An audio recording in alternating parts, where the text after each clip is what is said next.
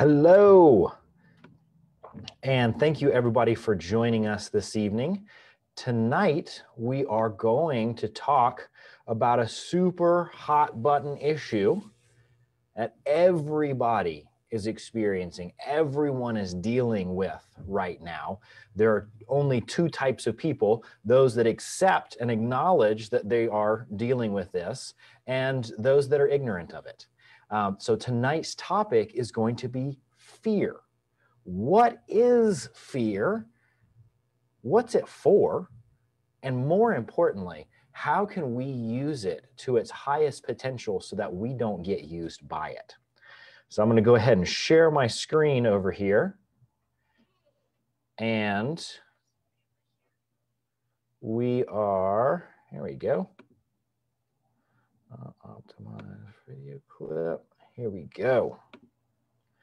So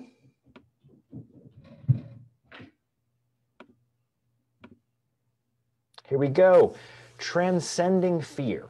And really transcending, anytime that we evolve, what that means is that we move beyond a previous state, but also incorporate it and also include it. Fear has a lot of value, but ultimately, really where most of us want to be is much higher than that. So tonight is all about how to move from fear into love. So first off, what is fear? Well, the definition of fear is any unpleasant emotion that's caused by the belief that someone or something is dangerous, likely to cause pain, or a threat. Now, this is the real key component to really understanding fear is, like it says in this definition, it's a belief. It doesn't mean that that is actually true. So as we're going through this, a lot of times what we really want to do is we want to rationalize our fear and say, because of this, I should be afraid. And because I'm afraid, I should do these actions. So if there's one thing that you take away from this talk today, my hope is that you take away the fact that fear itself is actually safe. Fear does not require the action that we think it requires. So when we feel it, if we can remember that the feeling of fear itself is actually safe, we can respond to it in a totally different way. We can use it in a totally different way instead of reacting to it and it using us. So what fear really is, in a simplistic terms, is fear is any experience of us wanting to move away from something. And there's a lot of things in life that we need to move away from. No question about it. But I want you to remember, moving away from what we don't want doesn't necessarily move us toward what we do want. The inverse, however, is that moving toward what we do want always moves us away from what we don't want. The only question is, where is our focus? And in a sense, that's really what love is. Love is the energy, the charge, the magnetism pulling us, pushing us, drawing us towards more of what is life-giving, more advancement, more growth, more of the things that we truly, truly want. That actually has nothing to do with moving away from what we don't want. With enough love, we can overcome a lot of what we don't want and actually utilize it and grow from it and find out that, hey, I didn't think I wanted this, but oh my gosh, by going through this, the growth that I gained, oh, so worth it. So we're going to talk really quick about the neurology of fear. There's certain parts of our brain that are very much wired towards avoiding what we don't want. Now, this is really important because if we cannot avoid what destroys life, then we will have no opportunity to move towards what benefits life. So in survival, in just basic biology, in nature, the first priority of any living thing is to move away from that which destroys life. So the most primitive structures of our brain, the deepest ingrained, our instinctual sense, is all about driving us away from what we don't want. And those structures are at the bottom portion of our brain, our amygdala, our thalamus, our hypothalamus. These structures are designed to help to process the information that our senses give us about what we don't want and create the chemistry of moving us away from that which destroys life.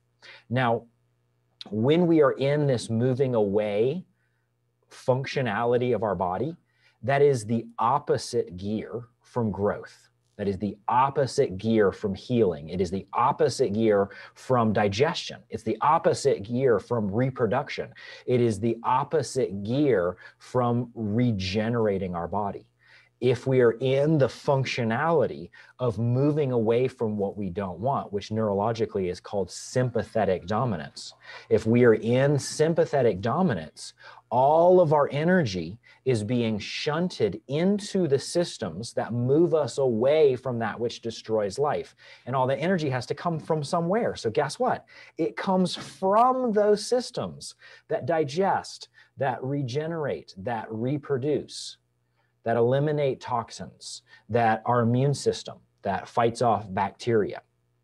So when we are moving away, we're in those lower, more primitive centers of our brain.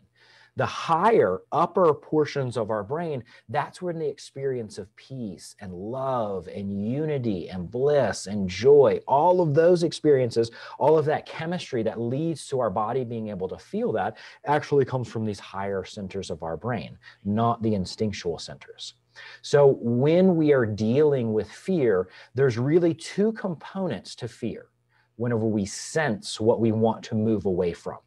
Number one, there is what our eyes tell us, what our feeling sense, what's our smell, what our hearing, and all of that, what our body says. Whenever our body says, I'm in danger of being eaten in a lot of different ways, it sends that information to the brain. And then the brain gets that message of I'm being eaten. Whenever we come out of fear mode, we need both of those parts. The body to say, I am at peace, I am at ease, I am relaxed, nothing is trying to eat me. And we also need the brain to say, I am at peace, I'm at ease, nothing is trying to eat me. This is why thinking our way out of things like anxiety and worry and OCD and all of this stuff, thinking our way through this is really not going to work, because that's only one part of the two-part equation. We actually have to feel our way out as much as we think our way out. Thinking is important. Unfortunately, far too often, that's the sense that we rely on, and we forget about the feeling sense.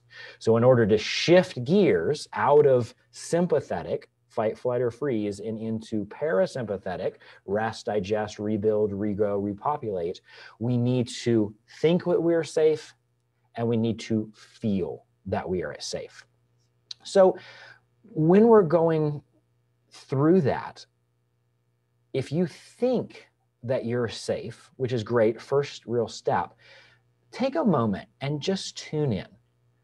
Is there any part of your body that's not at ease?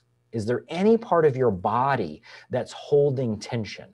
Is there any part of your body that feels anxious, that feels disrupted, that feels excessively full, that feels just in a state where it's just like, this part of me just doesn't want to let go? Because again, in order to feel safe, we actually have to feel. And that's the part that most of us are like, oh, how do you feel safe? Well, we're going to talk about that in a little while. So whenever they've done animal studies on fear, what they found out is that there's actually different neurological pathways for different types of fear. And basically, instinctually, and again, humans have more than just instinct going on, but instinctually, we kind of have these three different types of fear pathways. One would be the fear of pain. Number two would be the fear of predators being eaten. And number three would be the fear of a conflict with another one of our own species. So physiologically, whenever our brain receives the information of a certain type of fear, there's a different response that we can have within the body. Number one, there's the basic fear response. Okay, there's a kind of higher cognitive response with this anxiety. And anxiety is a little bit different from baseline fear because anxiety has to do with trying to predict the future. Anxiety is basically whenever our imagination is hijacked by the chemistry of fear.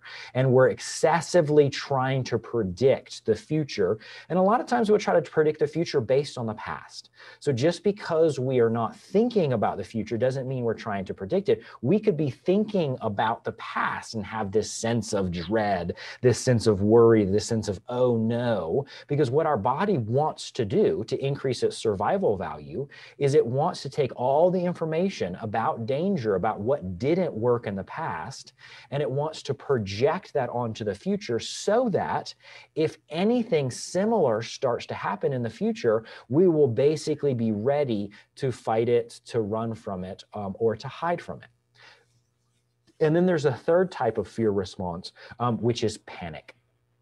Panic is very physical. It is very, very visceral. It is just this extreme experience of overwhelming, crushing dread and hopelessness, and just this knowing that something catastrophic is happening right now, and there's absolutely nothing that we can do with it. Panic, there's almost no logical thinking that's involved with panic. It is very, very physiological.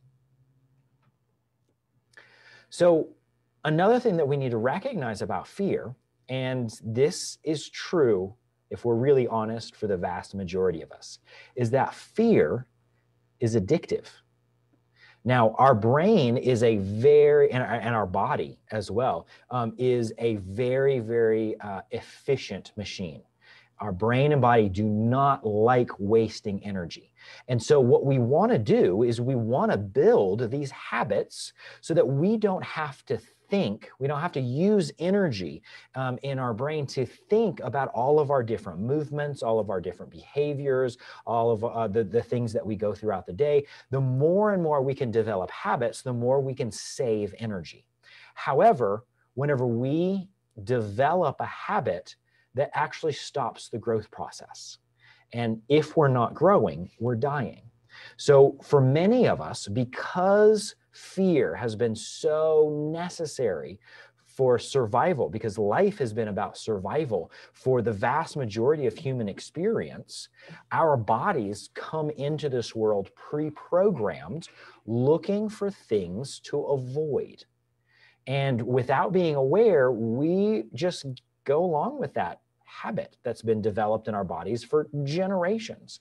And we will find things to be afraid of. It's amazing. Our brain is awesome at rationalizing this underlying discomfort that we have, this underlying desire to move away from something.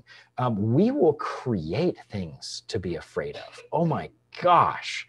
If you look around, it is amazing at some of the things that people will find. That's, for example, cockroaches, right? You throw a cockroach into a room, oh my gosh, you will see the fear. But think about this. Can a cockroach really hurt you? Like, aren't we just imagining like the worst case scenario whenever we experience this cockroach, when in reality there is zero life-threatening, there is zero survival value in avoiding a cockroach.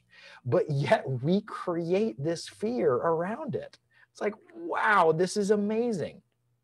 And we also are addicted to fear in our ability to refuse accepting the present moment.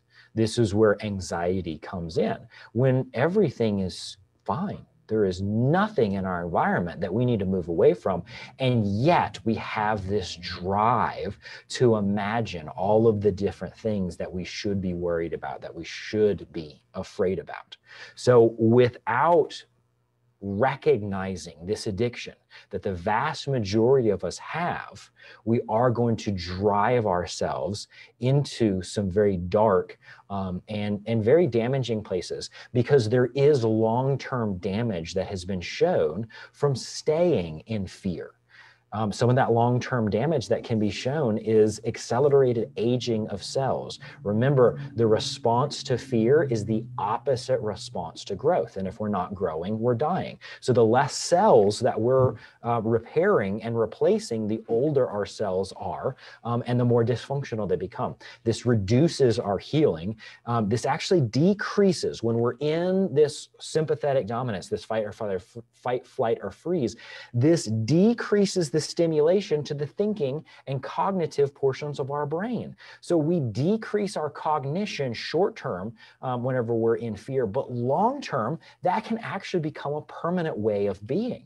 I mean, this is, blatantly obvious right now for the same reasons that all of the regulatory agencies right now are so afraid that they're not going to be able to respond to what's going on with the virus that's everybody's afraid of in our society. So we come up with these crazy, crazy things to do that really, they don't have any benefit, but yet it's almost like if we're seen doing something, that's better than doing nothing. Even if that something doesn't actually work, even if that something is just a complete waste. Like going to a restaurant and sitting down, you have to wear your mask to your table, but when you sit down, you can take it off. Like, I mean, come on, does that do anything whatsoever? No, but it makes people feel like something is being done, so that gives them this small respite from the massive amount of fear that they are already experiencing, because these higher cognitive centers are not being fueled whenever we're afraid. We will just do dumb things whenever we're in fear. And another thing that can be shown from the long-term damage of fear is chronic inflammation. Now, chronic inflammation is at the root of all of the major killers in our society today. I'm talking heart disease. I am talking degenerative diseases like Alzheimer's and dementia. I'm talking metabolic diseases. I am talking about cancer. All of these diseases are diseases of chronic inflammation. And that's what happens whenever we stay in fear mode for too long. Now, when we're in fear mode, like I said, the immediate response, the unconscious reaction that our body starts to gear up towards is to either fight it, to run away from it, or to hide from it. And that's where all of the energy in our body goes towards us being able to do. But when we lack awareness of this, this is the key, because it is so unconscious, it's so ingrained into our system. When we lack awareness, when we're either ignorant of our fear, or even worse, we're unwilling to accept it. We're stupid about our fear. We're telling ourselves and other people, oh, well, I'm not afraid. I'm just being smart. I'm just being cautious. No, excuse me. If there's nothing to be afraid of, there's no need to be cautious. Caution is another word for fear. But either way, we're losing control. We are being controlled by our more basic biological instincts. And don't get me wrong, in a survival situation, this is very important. We need to have this. Outside of a survival situation, it's very destructive, not only to ourselves, but to others and to the environment around us. So one of my favorite quotes about fear is actually from Gandhi. And he said, the enemy is fear. We think it is hate, but in reality, it's fear. Fear has many, many different names. Fear has the name of anxiety. It could be panic. It could be caution. It could be security. It could be stability. It can be hesitancy. Anything that's based on the focus of not experience something, not getting something, not losing something, anything that's based on a negative, a not, that is fear. And we can call it whatever we want to, but that's really, really what it is. And fear causes us to do all sorts of dumb things, like I said before. So what we really want to do is we want to be, again, aware of this. We want to bring what's going on up underneath the surface to the conscious level so that we can have an impact on it. So here's my challenge for you. What's hiding your fear? Is anger hiding your fear? Well, these people over here, they're over here, and, if they get what they want, then it's just going to be bad for me. Is low self-esteem, where it's like, well, I'm not even going to try because, I'm just not going to succeed. We're like afraid of failing, or we're afraid of not being enough. And so we hold ourselves back. Is it depression, where we just don't have the energy or don't want to generate the energy and put it in the right direction? And so just giving up and, accepting how horrible things are, is that what's hiding our fear? And typically that's hiding the fear of not being able to have a big enough impact, or hiding the fear of what it's going to take to actually achieve that impact. Is it judgment? Are we pointing the finger, spending all of our mental resources trying to figure out what's right and what's wrong so that we can avoid what's wrong, or we can go do or be what's right, which for most of us, that actually means just avoiding what's wrong? Is that where we're spending a lot of our energy because we're afraid of making mistakes? We're afraid of actually going through the learning process. Is it just apathy? Like I said, with depression, where we're just the victim and there's nothing that we can do about it. Is that hiding our fear? So there's lots of different ways that we will mask acknowledging our own fear. Because like I said, a lot of this fear is instinctual. It's biologically driven. And we know on a subconscious level that if we can recognize it, if we can pay attention to it, we can change it. But there's a certain part of our body that actually doesn't want us to change it. It's very, very addicted to the fear. It really, truly believes that without fear, we are going to die a lot sooner. We're going to cause some kind of catastrophic error. And knowing what's right, moving towards what we want, that's really all we need outside of a true, real survival situation. So remember, fear does have a purpose, and the purpose is to save your life. If there is a tiger chasing you and you are just blissed out, smelling the roses, just in love with the vibes, man, you're going to get eaten. You need this fear. This fear will absolutely save your life if there is something in your immediate environment that will kill you. And for our ancestors, since there were actually things in their environment that were a true threat to their survival, the more paranoid they could get, the more little bitty sounds they could pay attention to hear that lion's roar far, far off in the distance, the more it actually increased their chances of survival. And this is biologically ingrained into our system. So the first purpose of fear is actually to save our lives in a survival situation. Now, outside of a survival situation, because humans have developed and evolved and created so much technology, so much security in the way that our environment is set up, we've actually been able to evolve into a higher level. So outside of this survival,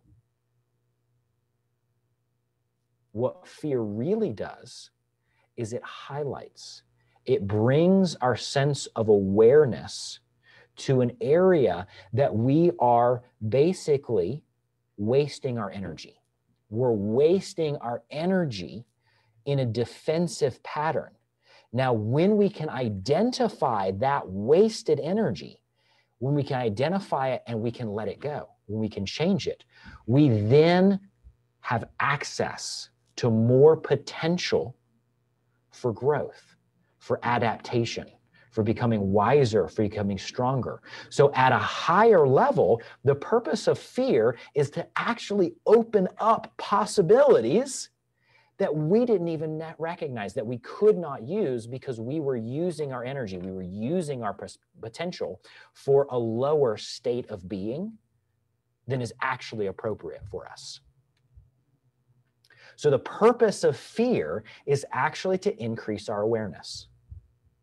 And in a survival situation, that can save our life. And outside of a survival situation, it can open us up to more possibilities. All right? So think about this. We are hunters and gatherers, and we're gathering berries in the forest, and we're picking the berries when all of a sudden we get a wave of fear. We're like, oh my gosh, something just doesn't feel right. Okay? What's the perfect response? The second that we feel that, what is the ideal response? Well, some people would say run. Okay, if you run, but yet there wasn't real danger, is that an ideal response?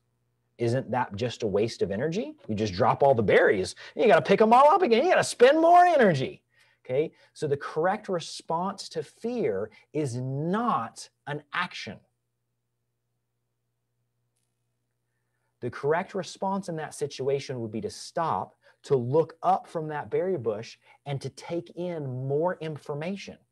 Because something might be in your environment that you need to run from. Something might be in your environment that you need to hide from. Something might be in your environment that you need to fight.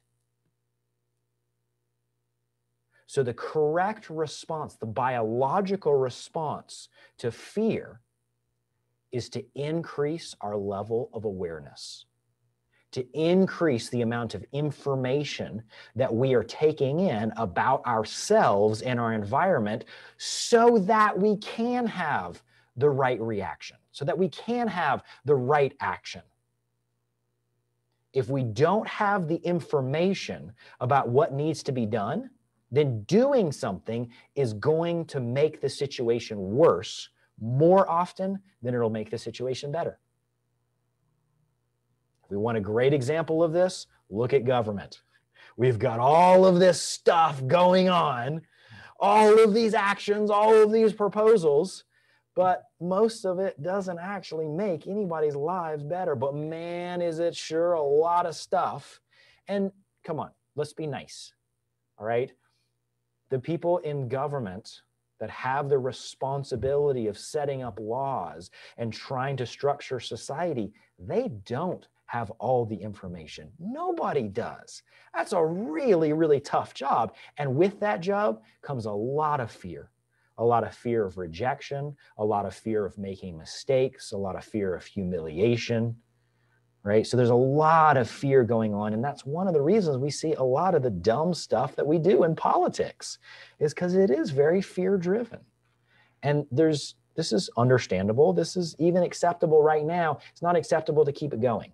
We need to change this. And the only way that we're going to change this is with more awareness, with more of an ability to consciously, rationally, and calmly take in information and give things a try.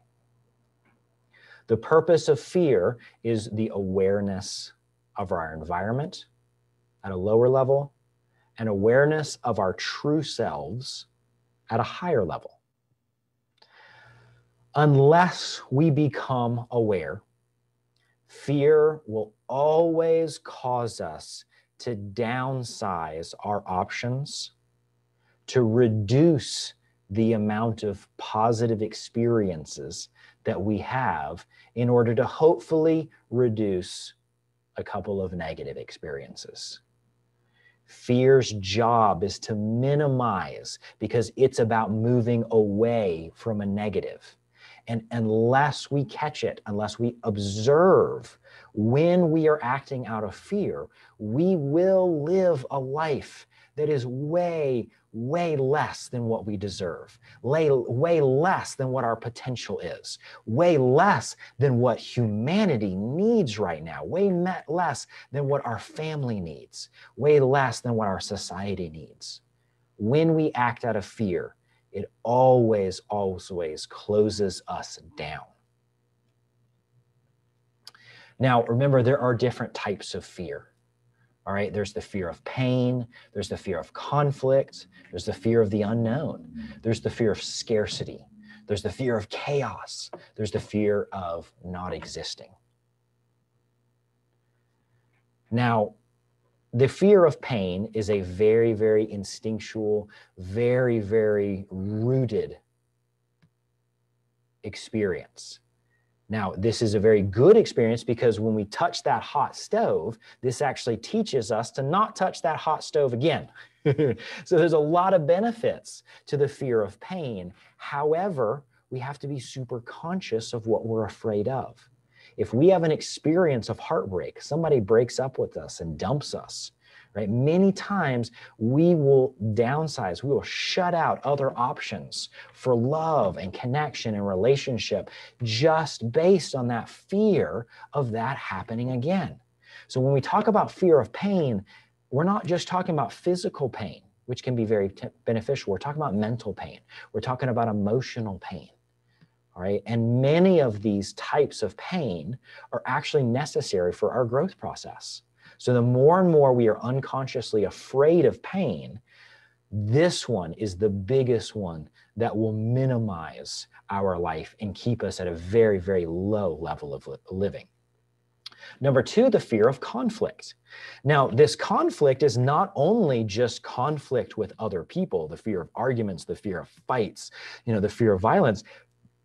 It's also the fear of being in conflict with who we think we are and in conflict of what we think we want. We will avoid things because we think we want something. And even if that's not good for us, even if that's not beneficial, I mean, take the alcoholic, they want this, sensation of being inebriated, and they will just do some really dumb stuff because they are afraid of what it really means to move away from that feeling of intoxication. But conflict, it can also, like I said before, be in conflict of our identity and who we are. There's parts of our brain that build this sense of self, and that sense of self involves a lot more than this body. It can be our stuff.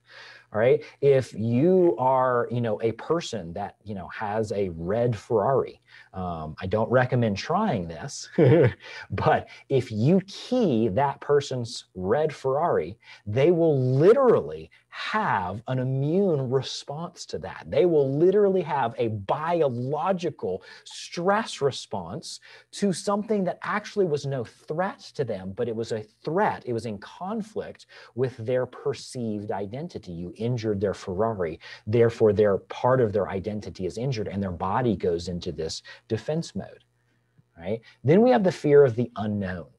This is a big one for the vast majority of us. Now, remember, in a survival circumstance, not knowing is incredibly dangerous. If there are tigers in your environment and you don't know which cave those tigers live in, and you stumble into that cave, it's not going to be good for you.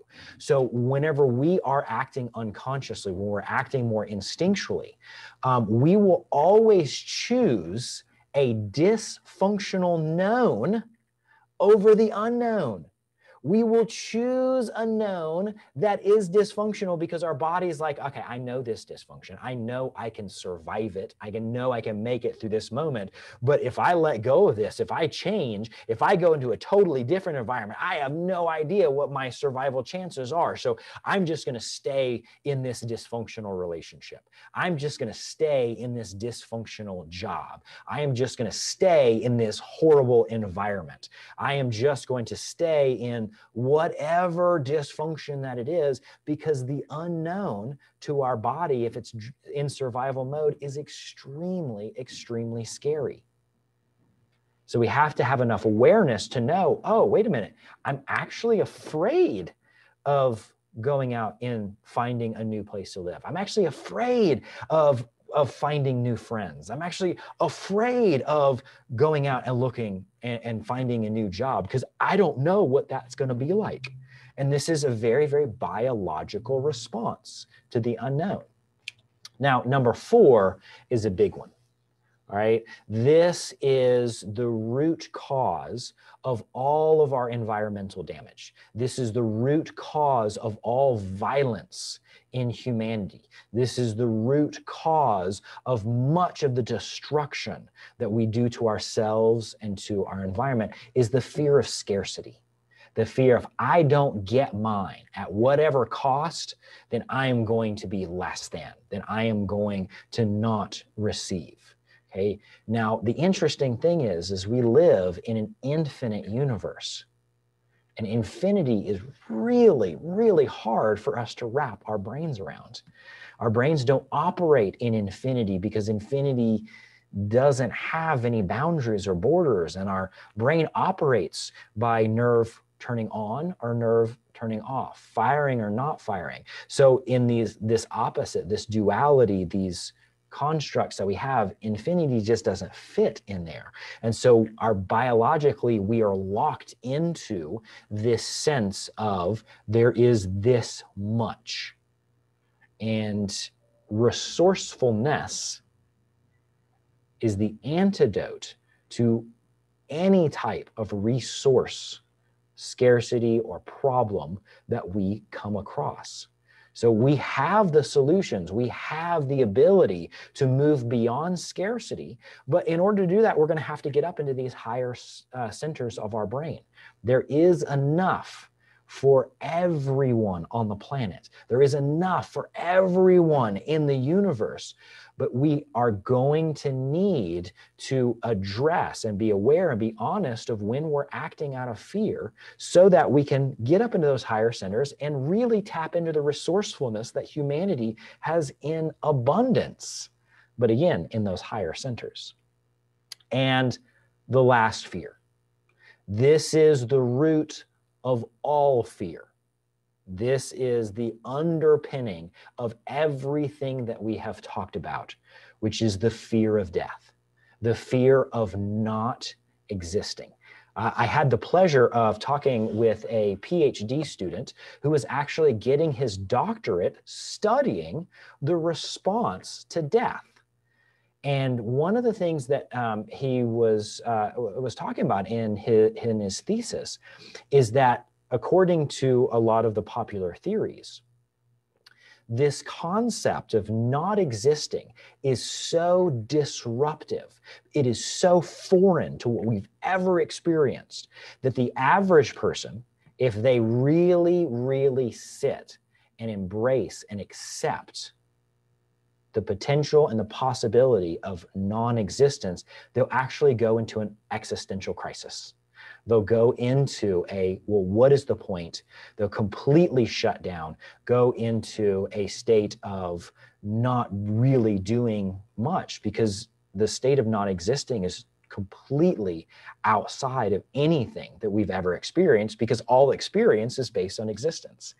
And so people, according to this theory, which I definitely agree with, people will do all sorts of things. They will come up with all sorts of beliefs. They will do all sorts of interesting things in their lives, behaviors and structures and environments in their lives, all to avoid actually being with the concept of not existing. Now, one of the things that this person was, according to their theory, is that if people really sat with the experience and the possibility of not existing, it would lead to this existential crisis. I disagree with that. I don't think that's the end of the theory. I think that that's definitely what happens in the beginning.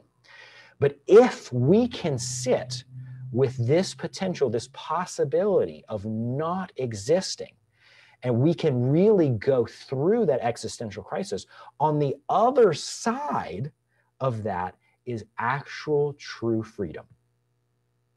If the potential or the possibility of not existing is there, that means I am absolutely free to make the most of every single moment. If the potential and possibility of it all being over at a certain point exists, why not live the most that you can right now? If it really doesn't matter, well, then the only thing that does matter is this present moment, right here and right now.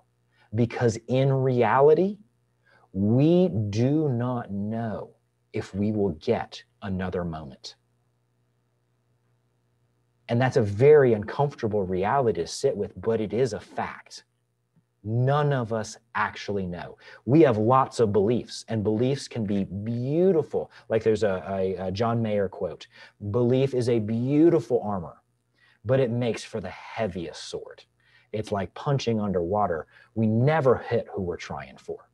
Belief can be amazing at protecting us from a lot of stuff, but it also can protect us from the truth.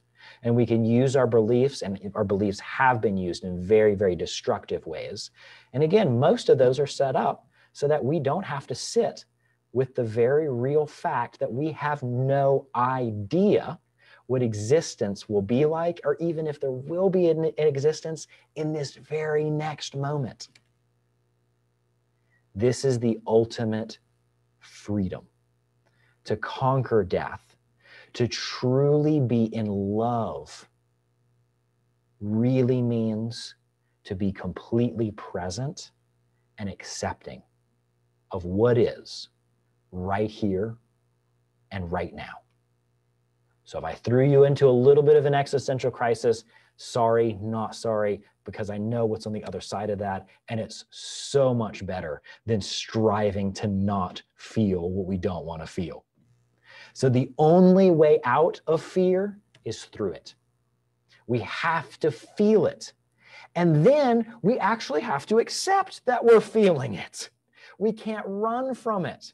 We can't try to make it go away. We have to recognize that it is here. It is here for a reason.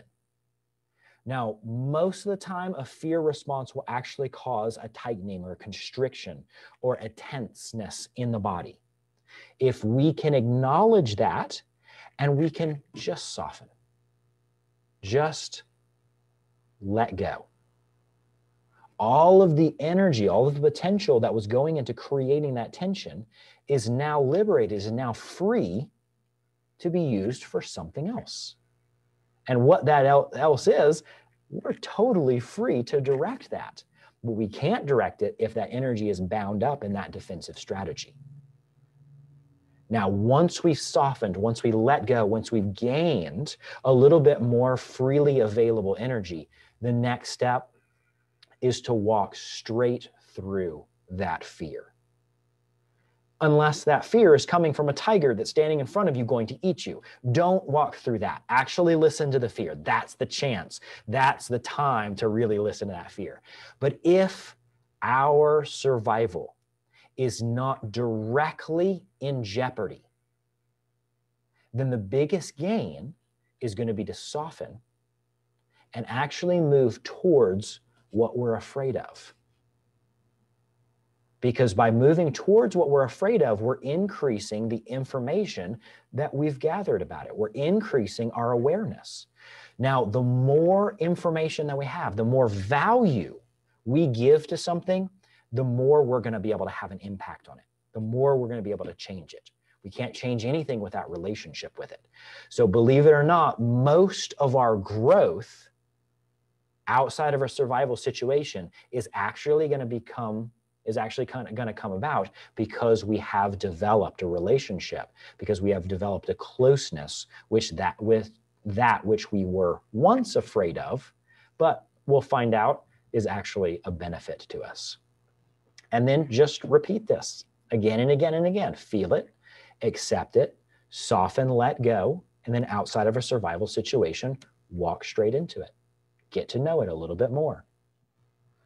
The solution to fear, because fear is a chemical. Fear is there are hormones, there are neurotransmitters that are based on moving away from what we don't want. They're based on loss. And what is the opposite of loss? Gratitude. Gratitude is the feeling, the emotion, the chemistry of receiving, of having received. So the more and more we practice gratitude, not just thinking, but actually feeling grateful for more and more and more things, the more we are wiring our physiology to receive more and to receive better. Always go for what you want. Recognize that when you feel the fear, that's a direct indication that you're moving away from what you don't want. In a survival situation, that's perfect. But the second you feel that outside of a survival situation, that is a great opportunity. That's the time to stop and go, okay, well, wait a minute. If this is what I don't want, what is it that I really want? And if I get that, am I really going to be satisfied? Or if I get that, then I'm hoping to feel something, or I'm hoping to get something. And it's not that I really want. It's actually that feeling, or it's actually this other thing that I'm hoping to get if I get this. So really, what is it at the root that you truly want? Is it love? Is it peace? Is it joy?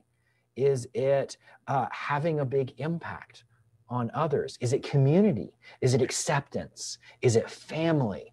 Is it whatever it is? What is it that you really, really want? Not necessarily how you're going to get there, but what is it that you really want? And lastly, the solution to fear is compassion.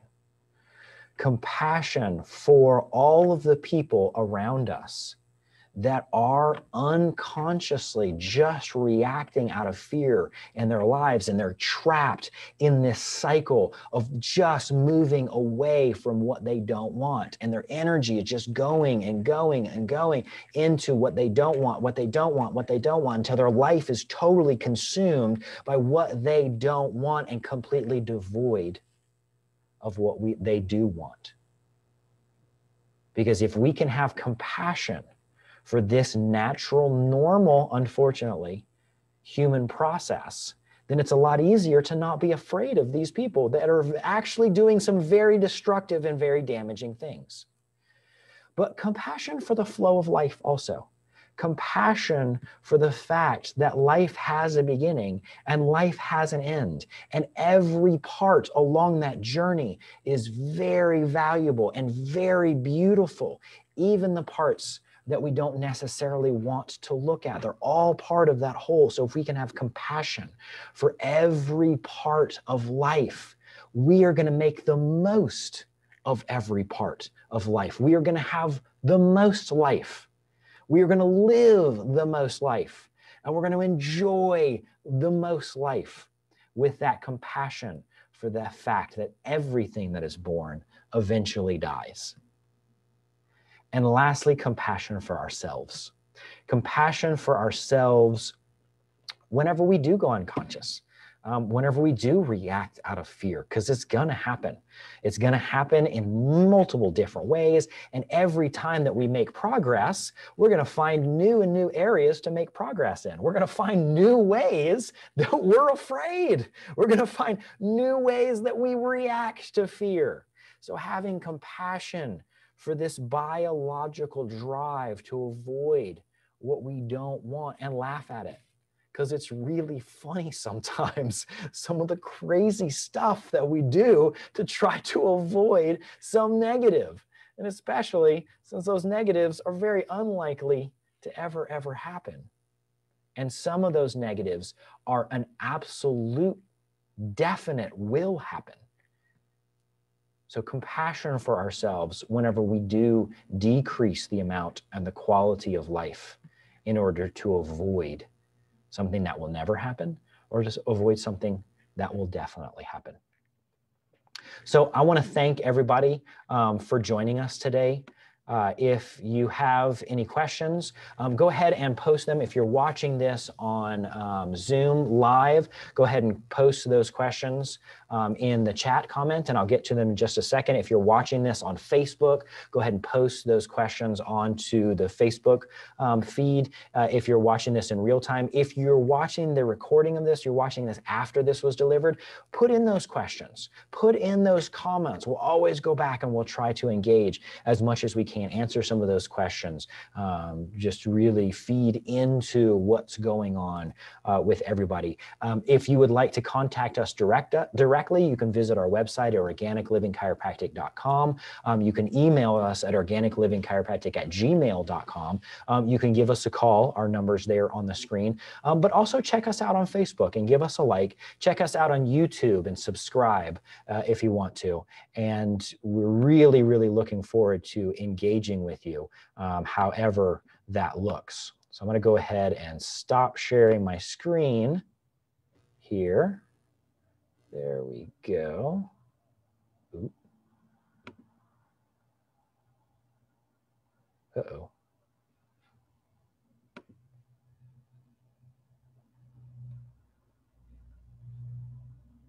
There we go. All right. So yeah, we'll share that quote from Gandhi, but I'll just go back. And the quote is, here we go. Just real quick for everybody. That quote is, "The enemy is fear. We think it is hate, but it is fear." And the root of all hate is actually fear. And for most of the time, it's the fear of scarcity. It's the fear of scarcity and it's the fear of unknown combined. And that ultimately creates what we call hate. And really, the root of it is fear. If we are not afraid, then really there's nothing to fight. There's nothing to resist. There's only enjoying what is, unless fear is present. So I want to thank everybody for joining us. Really appreciate everybody's involvement.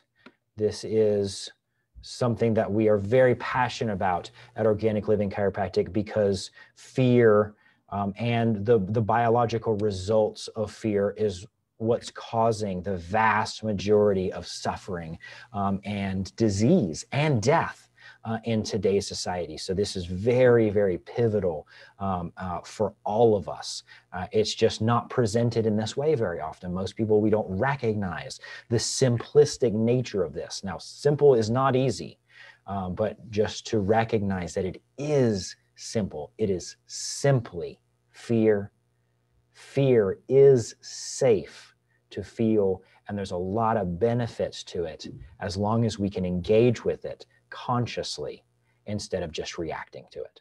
So thank you all so much for joining us. We love you, and we will see you somewhere in the fields.